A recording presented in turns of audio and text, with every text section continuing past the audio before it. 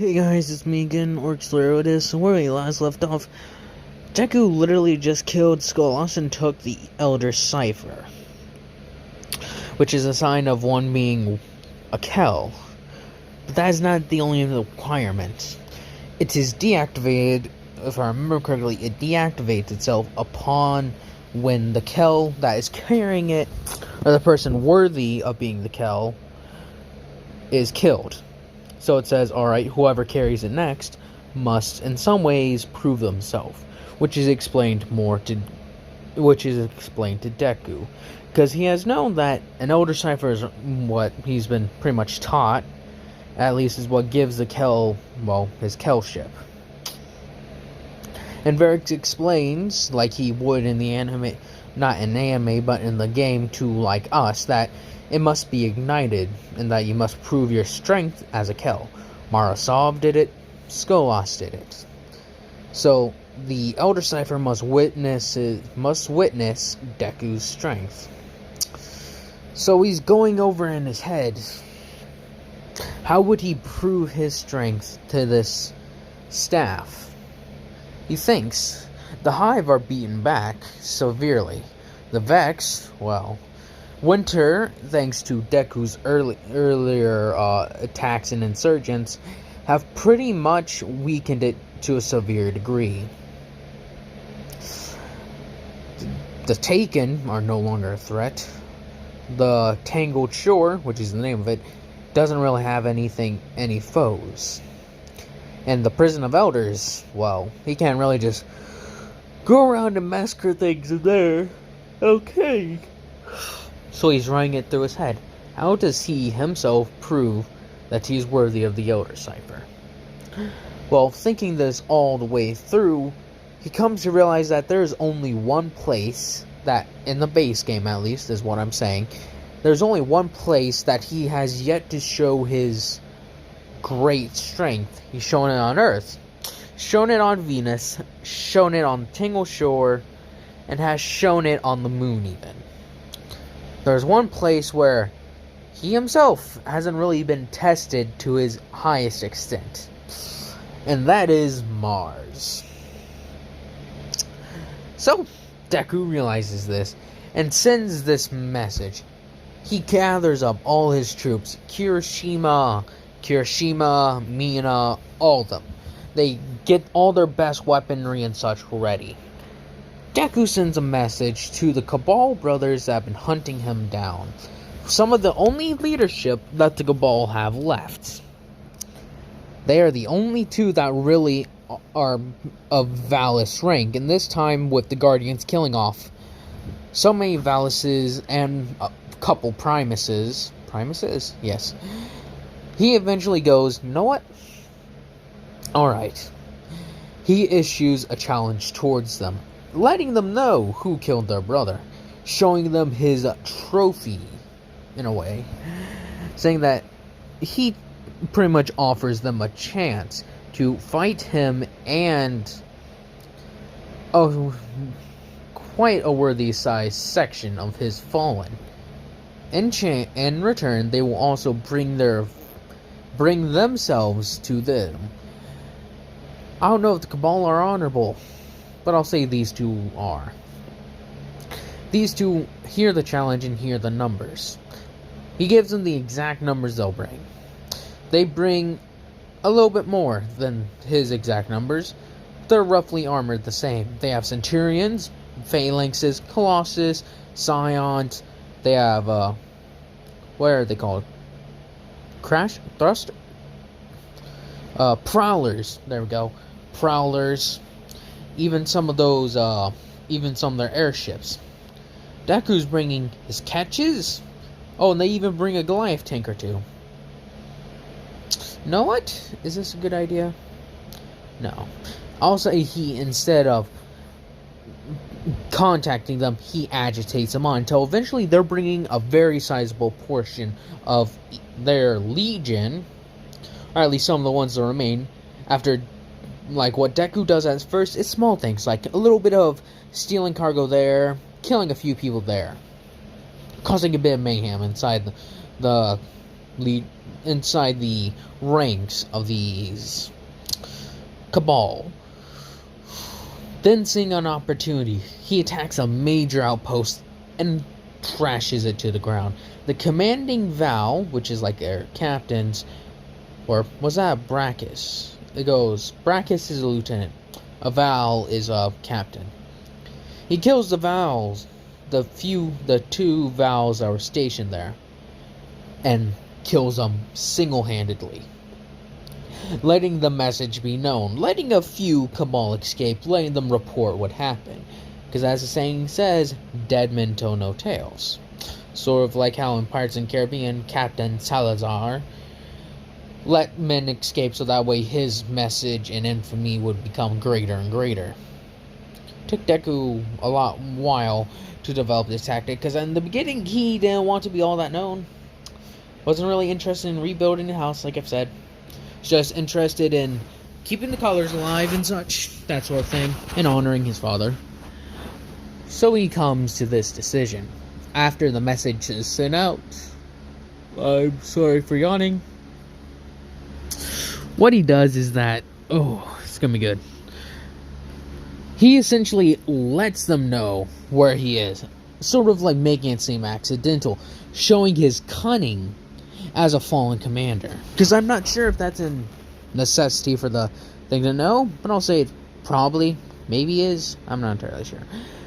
He lets that be known, as the older cipher is seeing his cunning put into action, and it has seen a portion of his strengths. Now it wishes to bear witness to his full might. With several, and I mean over 12,000 fallen, he's bringing a sizable portion. He's essentially telling the Cabal to their faces that this place is no longer just their planet. It's his. Or at least a portion of it is. The Cabal do not stand for this. They immediately launch several, another massive counterattack, thinking these are just Cabal, so instead of sending another equal number or greater amount, they send 10,000, which is a lot considering everything. With what they've been through and are continuing to go through, well, that tells you how messed up things are if they're sending barely more than almost barely above half, a bit above their half Deku's number. They come crashing in with their tanks, their Colossus, and everything. The two Valis brothers are commanding this operation, or op, as they would say. They have Braxes, they have Vals, and Brax and Centurions and all of them are spread throughout, commanding the battle lines as they come marching in. As then when they get into the kill box is what Deku has essentially set up, he lets it all come down as several ships that are immediately just with rockets flying through the air, just boom, straight out of the sky. As the brothers see this, they try to run in to act, but it's too late. Deku has pretty much cut off their escape. Their only hope is to hunker down for a little bit, and hopefully sorry about that, my phone got cut up. Hopefully with enough persistence or anything, with enough persistence, they could possibly just whittle them down little by little. But Dabi's bombers aren't there. He doesn't launch them in center mass, he breaks the front line, sending them down upon these, phalanxes. Then rushing in, with Deku and Kirishima leading the vanguard, quote-unquote, or main force, they come rushing in, the biggest of the fallen going toe-to-toe with these, the phalanxes, and throwing them out of the way. The rest of the fallen lining fire upon firing line, ripping legionnaires, scions, and everything to shreds. The scions are actually getting up there as well, using their psionic abilities to blast fallen apart. This will be a costly endeavor indeed. Deku himself crashing and throwing around Cabal like they're nothing. with his size difference. He's crushing them beneath his feet. Not like literally, but you get the saying. He is cutting through these fallen like Celebrimbor, if you've ever seen Shadow of Mordor. He's just like throwing them away, and eventually makes his way to the center ranks after cutting through several Val, Brachus, and Colossus alike. Kirishima's around there somewhere. Kaminari essentially has been given command over the ships, and has pretty much, in a way, enacted a sort of blockade, not letting the Cabal send any reinforcements. And after a long and lengthy battle indeed, he's able to come face to face with the two brothers. As they don't say anything, no words are needed, they come charging right at him. Each of them Valuses are known for their own unique style of combat. Valus Thurn? I think it's Tharn, I don't know. Slurn or something. He's known for it. Valus Thurn and Maul are known for, well, Maul will be, if you played the game, he's known for very fast hit and run tactics, where he rushes in and punches people essentially, and Thurn pretty much forces them to stay in his brother's range with his mortar, or his like backpack, which is a siege back. And then there's Valus Ta'arg, who was known for making very wide sweeping engagements using his giant battle tanks. Then there's well, I think that's actually the only ones you really know about. But as that is being said, what happens is that the brothers move in instantly, not letting anything stop them. Sorry. What they are known for is their pincer maneuvers. One comes in, he immediately bashes straight through, while the other one cuts off any hope of escape. With their own unique mobility to them. With the one who's supposed to cut off their escape is sent in advance, when after like they hit the halfway point, that's when the other one comes rushing in and pretty much blitzes or just causing mass confusion and such. The other one then forces his way up the back and forces them to stay pinned between two positions. A very unique ideal. With Deku then taking each of them on, the other one coming rushing in and the other one's hanging back a little bit, sort of doing a circling motion. As the other one comes rushing in, trying to hit him or anything really, Deku is eventually seeing after like a flurry of blows, his chink in his armor, and exploits it drastically, quickly but easily, taking down the brother. The owner in this one's time was about to rush in, but he thought his brother could hold out for a little bit longer. He was wrong. Deku then turning to this other Valus, one of the last Valus in the entire Cabal presence there on Mars, period. With then he trying to rush in, trying to adapt more of both their ways, trying to be slow but also fast.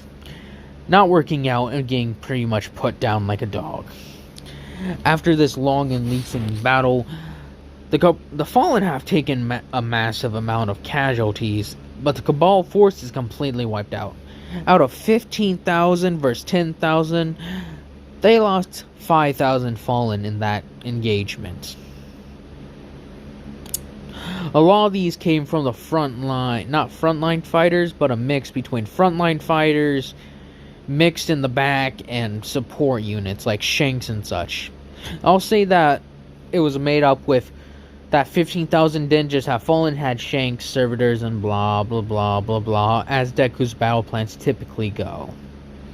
They were constantly softened up, the Cabal were constantly softened up by Dobby's mortar strikes, Kirishima's very hard and persistent attacks, with Mina Kaminari's snipers as well, Toga's silent assassins sneaking around the battlefield, pretty much bobbing and weaving and taking out commanding units and such. But the Cabal were no slouches. The Colossus use their many heavy slug throwers to great advantages, mowing down several, like dozens of fallen and shanks. With their missile packs sending dozens more, crumbling and flying.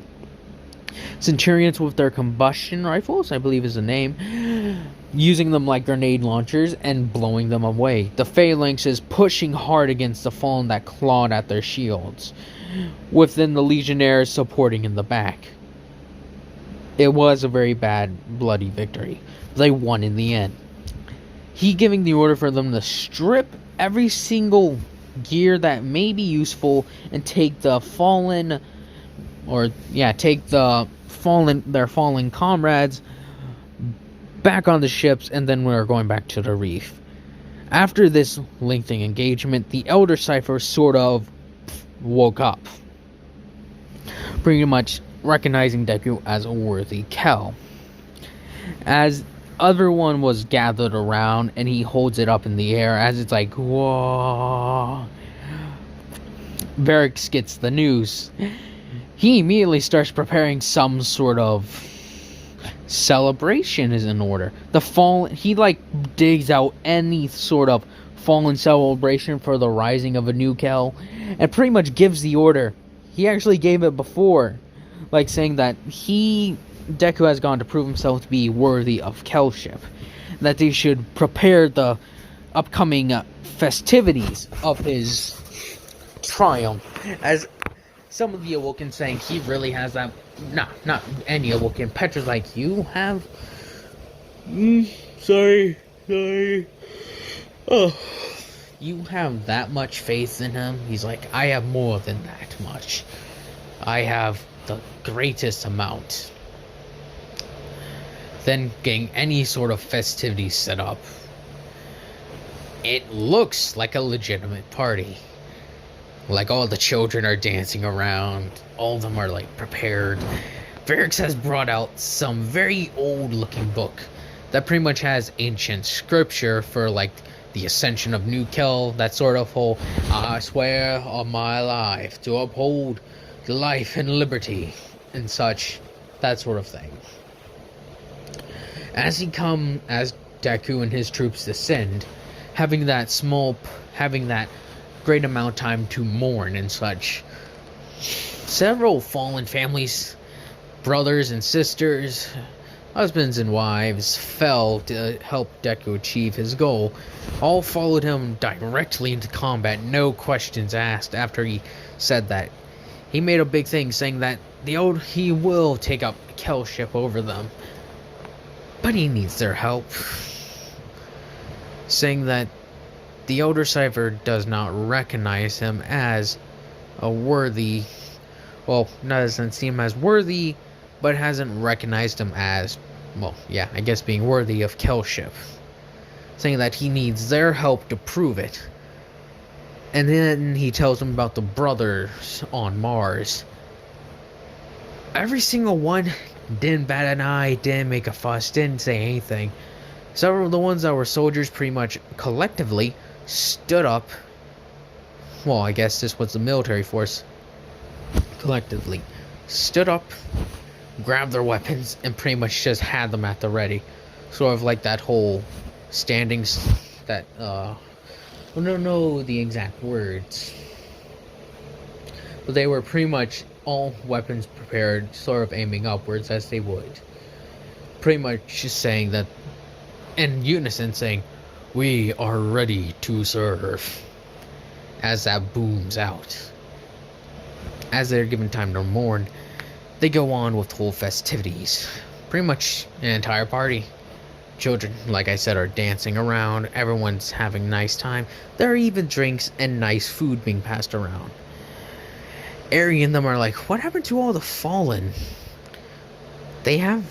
Like all the Awoken are like, what happened to all of them? Typically you'd have some hanging around here, but they all asked simultaneously for a daybreak. All, like, the Awoken High Command, I guess, or Paladins, said that, this could be suspicious, as they pretty much tried to find a Varix. He's nowhere to be seen. As this nude is making headways across all over the system. The devils know, Winter knows, Kings know, Spider knows, City knows, both cities. I don't think I explained that. There are 2 cities at the very... Sorry. There are 2 cities that I will say for now. There's one in Russia. I believe that's where they are located at the very least. I'm not entirely sure. One's located in Russia, I'm pretty sure. And the other one is located in America. Yeah, that's where All Might and them are at. They're all at the ready. Everyone hears this. Even Cade hears this from hearing the news from the reef. Like, so, he finally did it, Well, he's like, I was wondering when he was gonna do it. It's like, maybe I should get him a gift. As then Deku goes through the ceremony, blah, blah, blah, blah. As everyone's congratulating him, and they sort of made a throne for him to sit on. At first he's like, why? And then they're just like, do it. He takes a seat in his throne, Elder Cipher in hand. As then the Awoken come crashing in the party, with Petrovenge and all them like landing. Varric is going to greet Eri and them as like, Queen Eri, Petrovenge, welcome to the Ascension ceremony. Like, what are you talking about, Varric? Deku proved himself to the Elder Cipher. He is now Kell of Panthers. As they're walking, several of the Fallen are kind of doing a polite bow. As they respect Eri, because, well, Deku respects her. As Eri and Petra come to see this, Deku's closest, inner circle is up on several higher chairs, and then he's at the tippy top with a throne. He stands up as everyone looks at him, and he's coming walking down. The Elder Cipher, as he's walking down with it like a staff, just clang, clang, clang, as he sort of gives a slight bow to Eri, Queen of the Awoken, as she gives her own personal bow. Saying, Kell of Panthers. That'd be weird.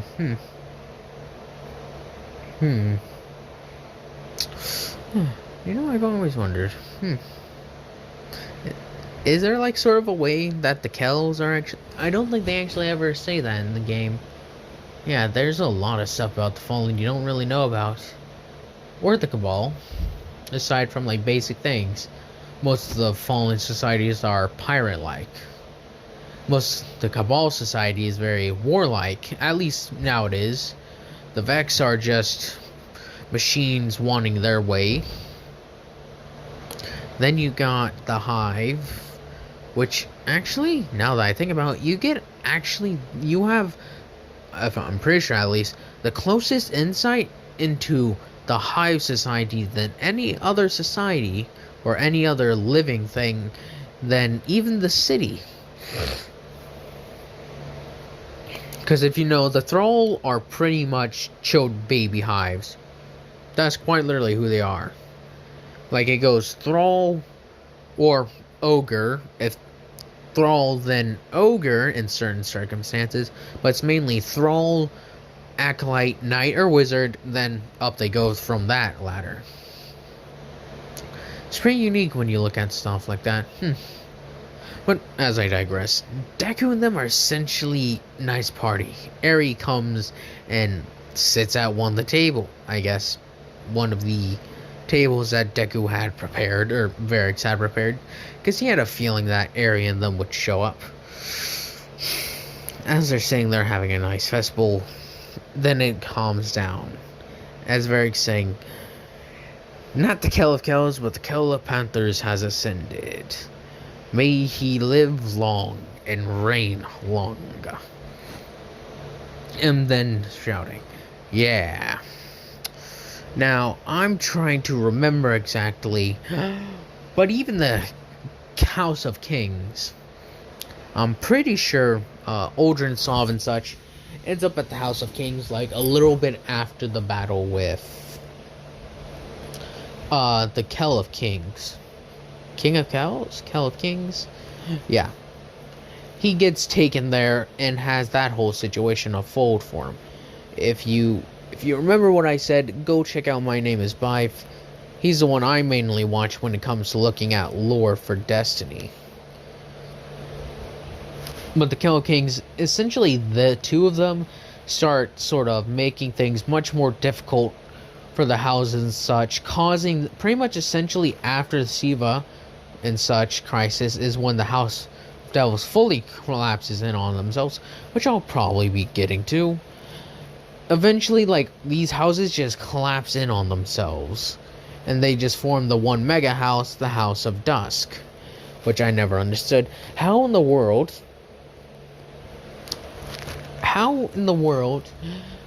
do the Fallen... I wish they actually gave you numbers, because the Fallen have to have billions in their lives at this point. Like, in one of the things I heard, it's like, the Fallen population is condensing. How do you even have an idea on the Fallen population to begin with? I've always wondered those questions. Like, how on earth do you know their population is condensing?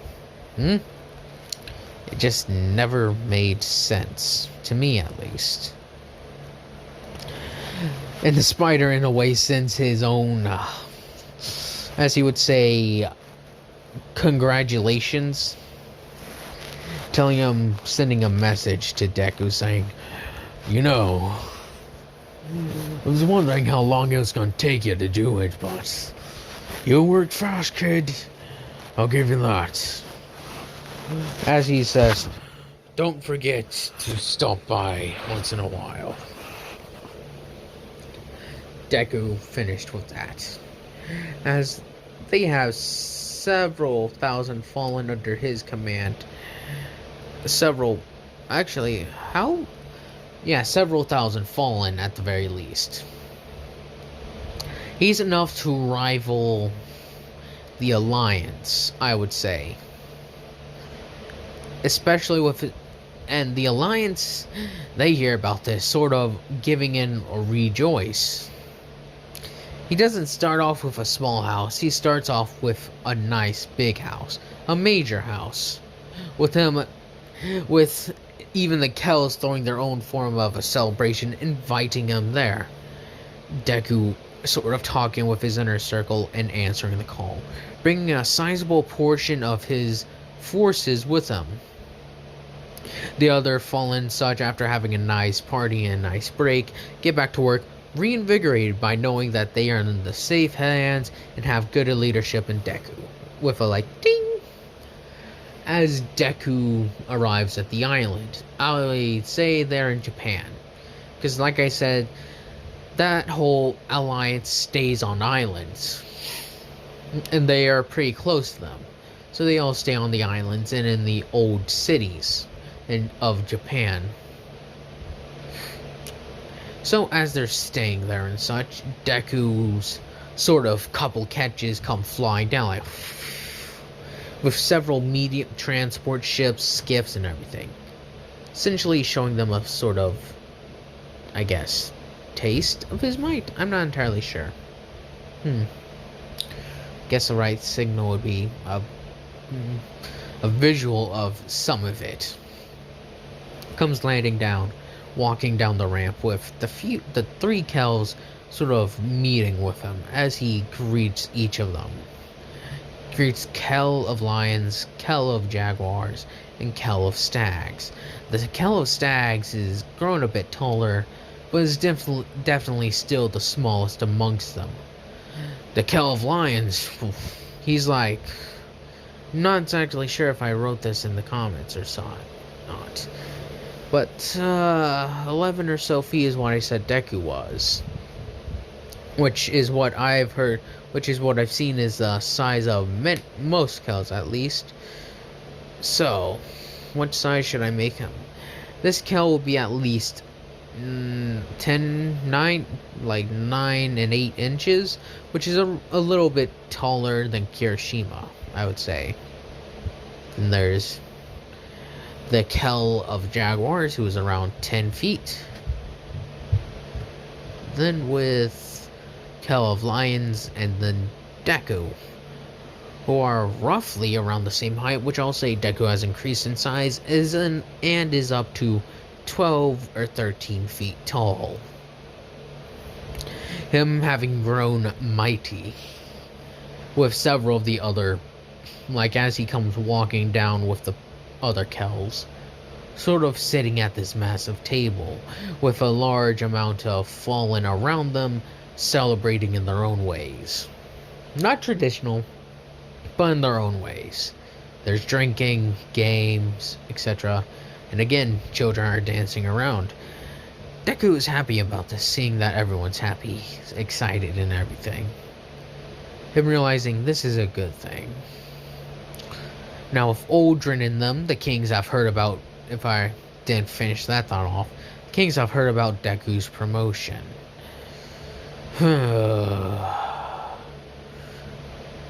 The Kell of Kings has mixed feelings, saying that he wants to throw away the society of Kells and such, is what he believes that the Fallen need to do. Very similar to the Exiles. Deku celebrating and such. Having mixed feelings about this, saying that he'll leave them be. Now, I'm not entirely sure when Aldrin meets Fickrel the Fanatic. I think it's around Destiny 2, like early, or Destiny 1 even. As they go around driving like after the SIVA crisis. And I'll say with all things going on, the Kells talk to him about welcoming, sort of hearing that he's with the Reef, and sort of wondering if he was even still part of the Alliance. Says he never really left, he just had other duties that he intended to uphold. Letting it be known. The Archon sends a message saying the Prime Servitor wishes to meet him. As later on, after speaking with the Kells, and them letting know some of the things he may have to do, he essentially tells them he's been dealing with that thing already.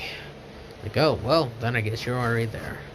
So he gets up and goes and takes his personal ship to meet with the Prime Servitor. Kneeling before it in reverence, with the Archon priest there as well, much smaller than him, as Deku kneels before the Prime Servitor. Prime Servitor. Been a while, has it not? The Prime Servitor shouting something in some weird mechanical language, I guess. Saying that he has risen to Kellship. Well done. You can do even more from your new position. Continue on, Kell of Panthers. He gives an herbal after standing up and leaves. The Archon curious, you really think he's that good? It's like, indeed. Film eventually returning to the Reef. A few months passed. SIVA crisis. Yeah, this is gonna be interesting. How long have I been recording? 34 minutes. I can record for I think 7 more before my phone's like, you can't record anymore. He essentially, the whole thing with SIVA gets around, and he hears this from the radios and such about the devil splicers and all of this. It's like transcending into machinehood, God machines. What? As he sends in a few of his fallen, sort of having them be disguised as devils. Yeah.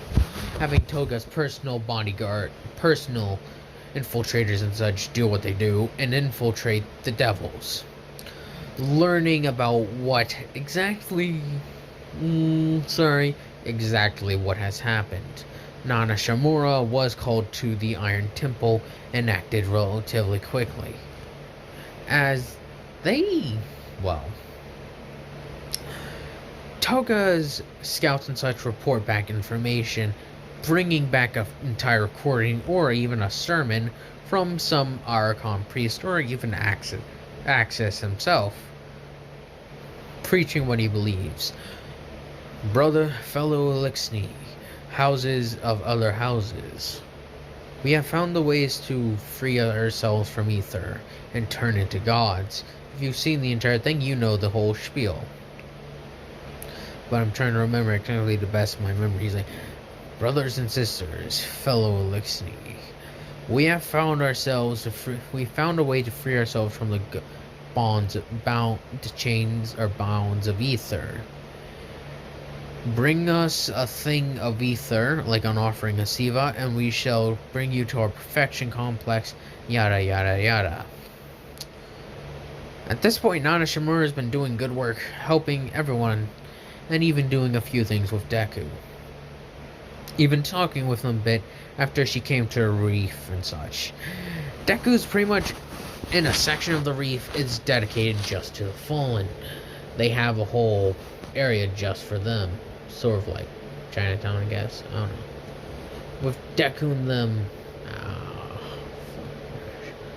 with Deku and them having this area controlled, and Deku having a royal guard of sorts for him.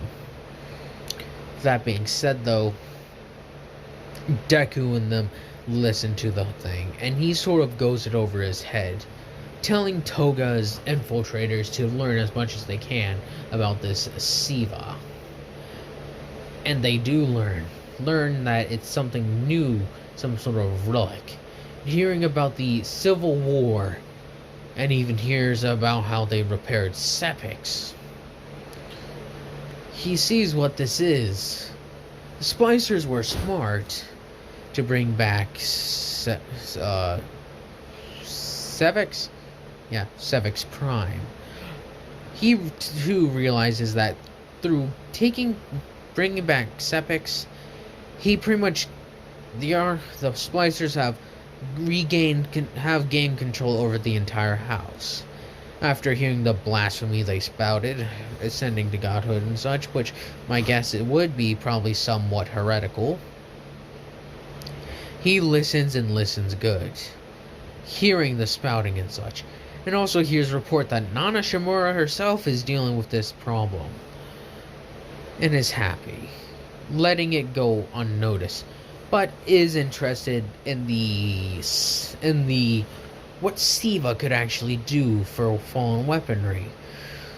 Hearing what it's done to the skiffs, and that even later on hearing that the fallen managed to get ancient artillery guns working. Realizing this, he's like, oh, SIVA is useful. May talk with Splicers, seeing if we can get some of their weapons. After he runs it through his head, he decides against it. No, SIVA care only for the devils, only for their influence. Would never help. And then receives a call from the Guardians, asking for his assistance in the Splicer threat. And that will be that. I'll leave you all with another cliffhanger. I am sorry, forgive me. But thank you all for watching. I hope y'all have a nice day, nice night.